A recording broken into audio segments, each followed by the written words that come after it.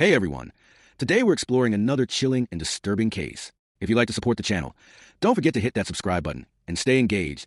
It really means a lot. I truly appreciate it. Now, take a deep breath and let's dive in. She was beautiful, ambitious, and chasing freedom online. But when OnlyFans star Jessica Monroe boarded a flight to Dubai, she thought it was the start of her dream life. Instead, it became the beginning of her nightmare. 25-year-old Jessica Monroe wasn't just an influencer. She was a daughter, a sister, and a survivor. After growing up in a small town in Ohio, Jessica built an online following that gave her financial independence. For her, OnlyFans wasn't just about glamour, it was a way out. But the same platform that gave her power may have also put a target on her back. On May 18, 2023, Jessica landed in Dubai for what she told her family was a modeling contract. She texted her mother the next morning, "I'm safe. This place is beautiful."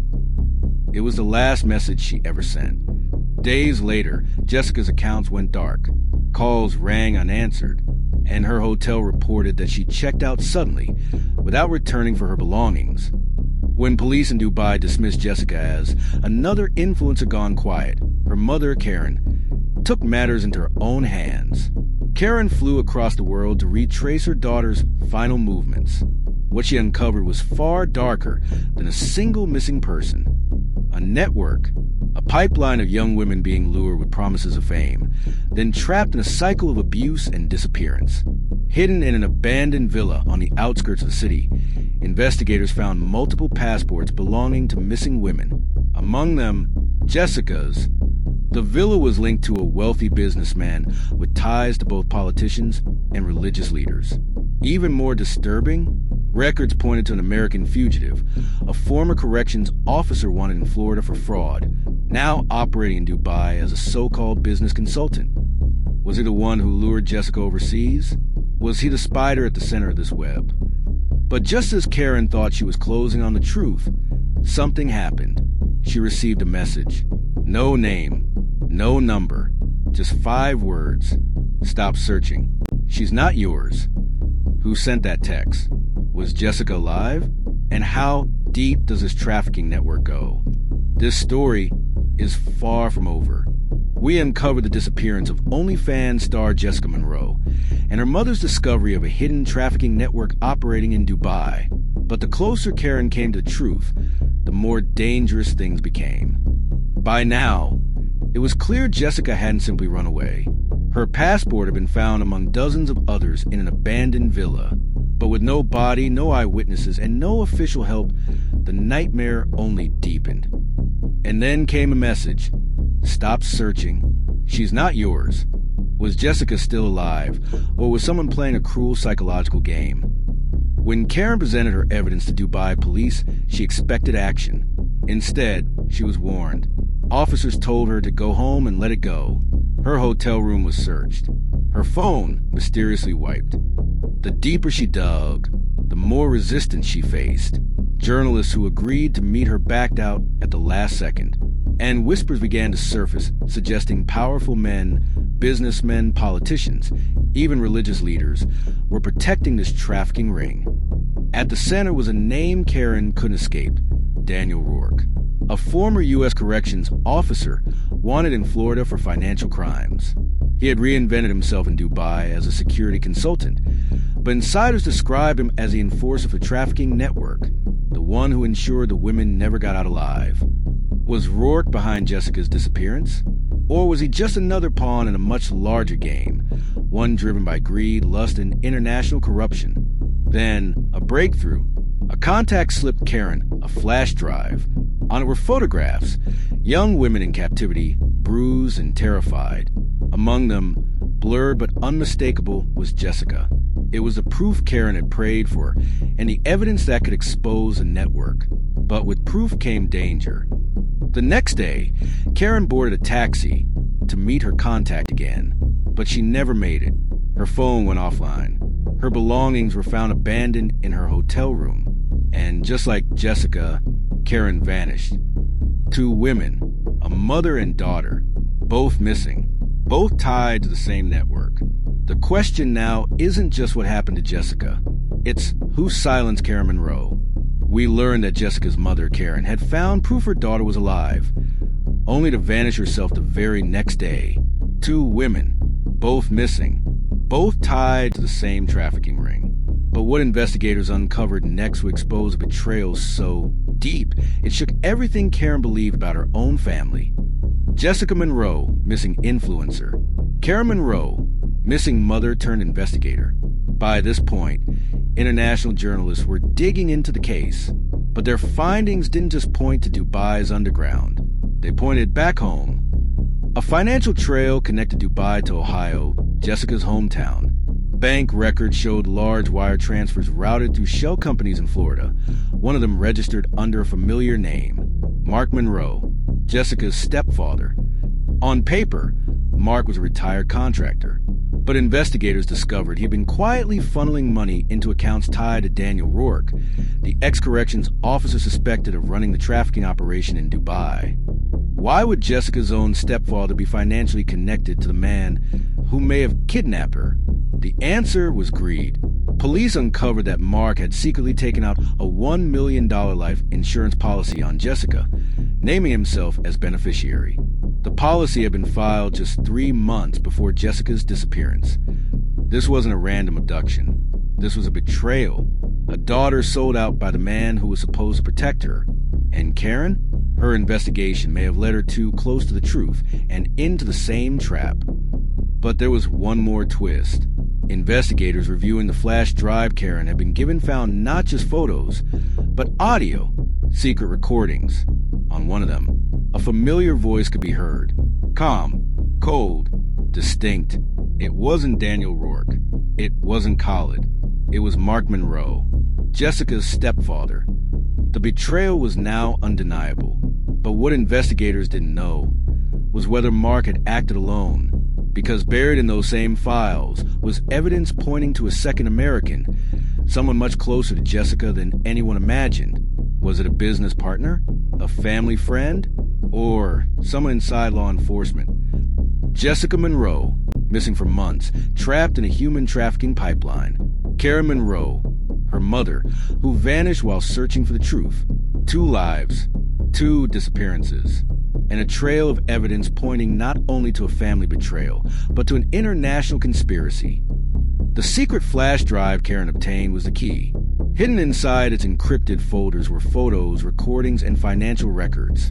And among the names listed on those records was one that stunned investigators: Deputy U.S. Marshal William Harris. Harris wasn't just any law enforcement officer. He was a man who had originally processed Jessica's passport renewal. And now, his signature appeared on falsified documents tied to multiple missing women. Why would an American marshal be linked to a trafficking ring in Dubai? The answer: money and control. Harris had allegedly partnered with Daniel Rourke, the ex-corrections officer running security for the network, to funnel women overseas under the guise of modeling contracts. Each victim was worth hundreds of thousands on the black market. And Jessica? She wasn't chosen at random. She was chosen because her stepfather, Mark Monroe, put her on the list. But then came the twist no one expected. A final video on the drive showed Jessica herself, frail, exhausted, speaking directly to the camera. Her words were chilling. "If you're watching this, they lied to you. Mom, I'm sorry. They told me you were dead. Please don't stop looking." The video was time-stamped. It had been recorded just 2 weeks before Karen vanished. Jessica Monroe was alive, and she knew more than anyone about the network that sold her. But with Karen missing, Mark implicated, and U.S. law enforcement tied to conspiracy, one terrifying question remained. Who could possibly save her now? And would they even want her saved? Jessica Monroe, missing for nearly 4 months. Karen Monroe, her mother, now vanished under mysterious circumstances. And now, evidence pointed to more than a dozen other women caught in the same web, all connected by the same network, all linked to the same villa system on the outskirts of Dubai. An anonymous whistleblower, believed to be a former driver for the trafficking ring, came forward. He claimed that Jessica and other women had been moved to a remote desert compound hidden beneath the cover of a luxury wellness retreat. From the outside, it looked like an exclusive spa. Inside was a prison. Guards in uniform, barbed wire disguised as garden fencing. And inside, women stripped of their identities, forced into silence. Among them, a blonde American with the initials jammed sewn into her uniform. The compound was allegedly financed by 3 powerful men. Daniel Rourke, the American fugitive acting as enforcer. Deputy Marshal Harris, the insider handling forged documents. And Mark Monroe, Jessica's own stepfather, who not only betrayed her, but may have betrayed Karen as well. Hidden surveillance footage smuggled out by the whistleblower showed something chilling. Jessica alive, thinner, bruised, but unmistakably her. She was leading a group of women into a courtyard, as if she'd been put in charge. Was she being forced to control others? Or was Jessica quietly planning an escape? Just as investigators were preparing to raid the desert compound, the entire site was abandoned. Rooms stripped, women gone, guards vanished. And in the center of one cell, carved into the wall, were 3 words scratched by hand. They moved us. Jessica had been there. She had left a sign. But now she was gone again. Heavy breathing. A faint whisper. Mom? New intelligence placed Jessica not in Dubai, but in Europe. Trafficking victims were being funneled through private flights into Germany and the Netherlands, countries known for both their nightlife and underground sex markets. Interpol sources claimed one woman stood out among the captives, an American named Jessica who wasn't just surviving, she was being used as bait. Jessica was now being paraded as the face of luxury escorts for elite clients, a mask for the network to lure more women into its grip. The network's players had expanded. Daniel Rourke was still running operations. Deputy Marshal Harris was handling forged passports. Mark Monroe, Jessica's stepfather, had gone underground, his bank accounts drained. But there was a new name whispered, the Baron, a mysterious European financier who allegedly purchased trafficked women like property. He wasn't just buying them, he was reshaping them. Then came the most disturbing evidence yet. A hidden camera recording smuggled out of an Amsterdam penthouse showed Jessica in a black dress, seated at a table with 3 men. Her eyes looked different, hollow but calculating. At one point, she leaned forward and whispered something into a man's ear. He laughed. Minutes later, another young woman was led into the room, and Jessica was the one giving instructions. Had Jessica become part of the network? Or was she pretending to gain trust, waiting for the right moment to strike? Jessica Monroe may no longer be a victim. She may now be a player in the very system that destroyed her. But the truth will only be revealed when we discover who the Baron really is, and why Jessica is standing at his side. Because when his identity is unmasked, it will shock the world. Jessica Monroe, 25 years old, missing for months, once seen as a victim. Now, perhaps something darker.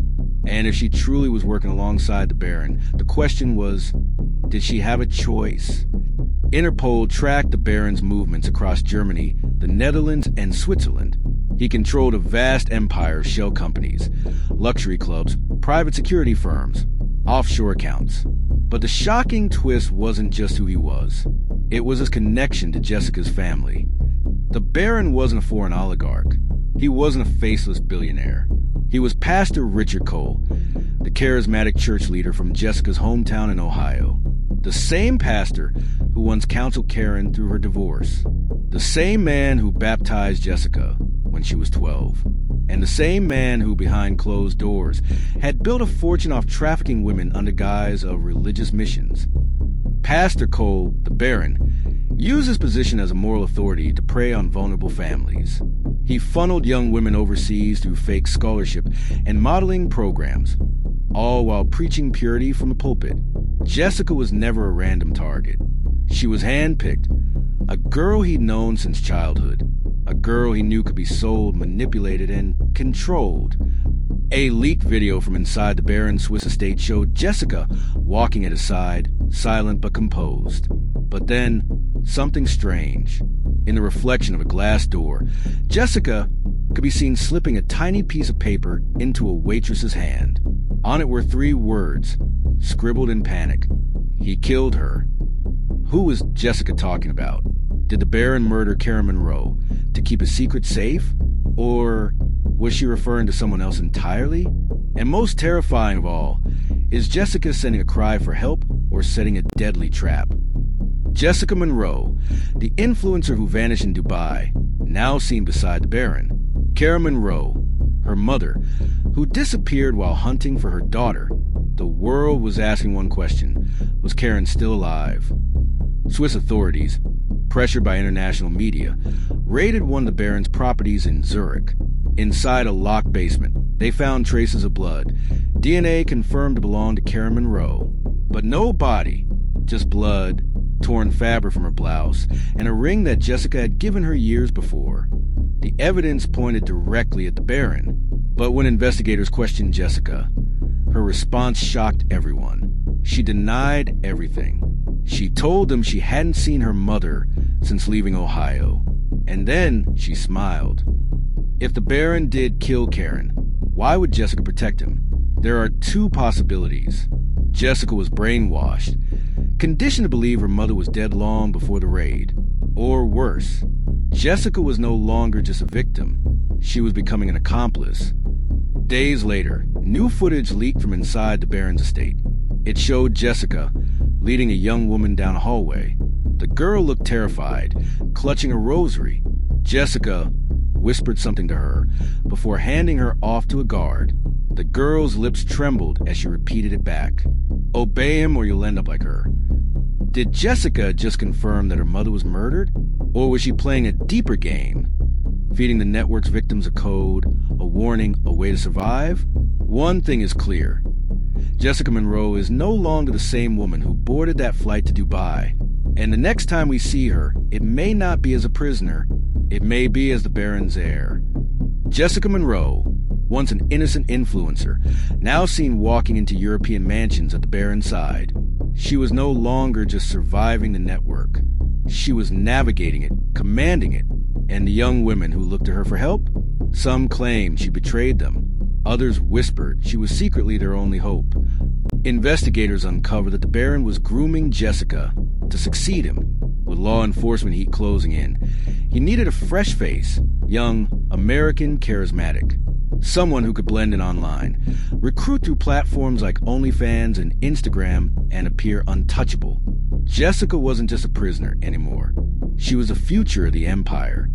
Then came the final piece of evidence. The last video on the encrypted drive Karen had fought to deliver. It showed Jessica alone in a candlelit room. Her makeup smeared, her voice trembling. If you're watching this, I did what I had to. I played their game. I kept quiet. But know this, the Baron isn't the only one. There are more, and they're everywhere. Her eyes darted off camera. She whispered, "Forgive me," then the screen went black. Days later, European police raided the Baron's estate. Inside, they found encrypted files, forged passports, and Jessica Monroe's belongings. But Jessica herself was gone. Some say she escaped. Others believe she replaced the Baron, taking his place at the top of the network. And maybe both are true. Jessica Monroe's story is no longer just a tragedy. It is a warning. Because for every girl who disappears, another Jessica is waiting in the shadows. And the real question isn't whether she survived. It's whether she chose to. Case remains unsolved. What are your thoughts on this case? Share your thoughts in the comments below. And don't forget to subscribe to the channel to stay updated with more stories, where each case isn't just about crime, but also offers a lesson for life.